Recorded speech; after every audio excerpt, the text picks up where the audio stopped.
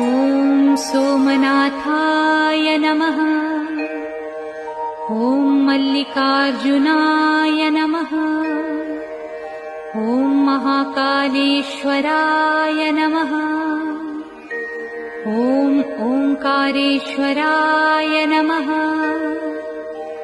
ॐ वैद्यनाथाय नमः। ॐ भीमशंकराय नमः। ॐ रामेश्वराय नमः। ॐ नागेश्वराय नमः। ॐ विश्वेश्वराय नमः।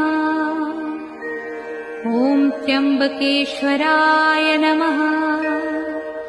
ॐ केदारेश्वराय नमः।